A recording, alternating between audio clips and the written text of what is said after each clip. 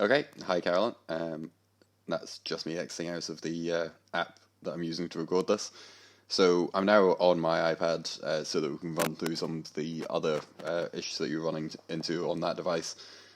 So similar to the MacBook, you're going to first want to head to settings. I'm going to look at accessibility stuff first, by the way, which is the zoom and the text size and things like that.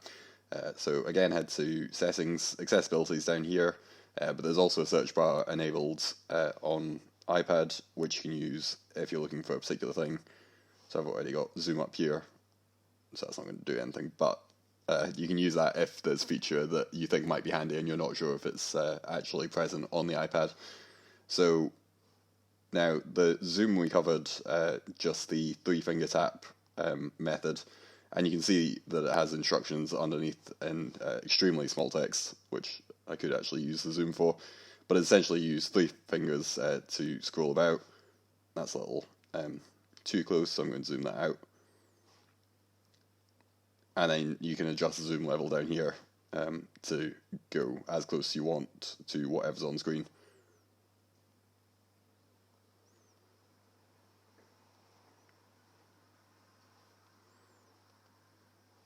Now, something I don't think we realised the other day is that you can actually control the level of zoom with three fingers just by double tapping and then quickly dragging in a direction. It will take a bit of practice to get that movement down. It's kind of a typical Apple thing to make it feel as smooth as it can be, but that doesn't necessarily mean it's very intuitive for people that aren't familiar with these interfaces. So a bit of practice and you'll have that down, no bother. The other thing that I don't know if we saw on your iPad was the Zoom controller, which is this here. Now there is an option to enable it.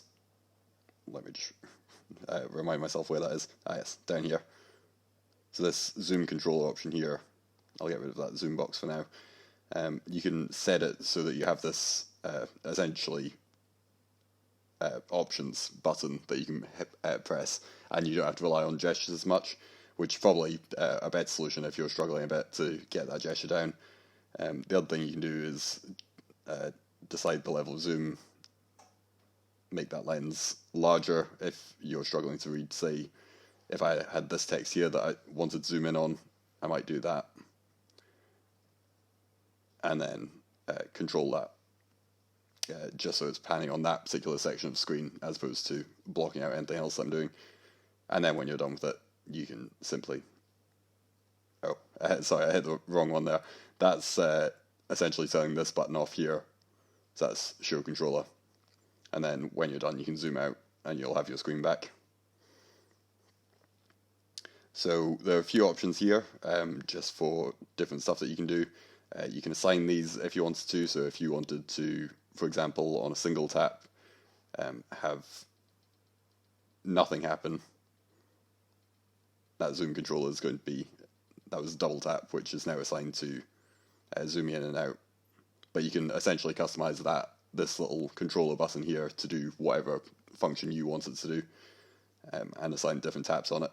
So I'd probably recommend just maybe sticking with the default ones, or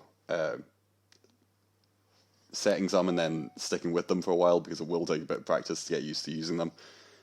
Again, quite a typical Apple thing. They don't necessarily make it easy for new users. It's supposed to be easy, but quite often it's not. And I think that's really all that I'd say on the accessibility stuff.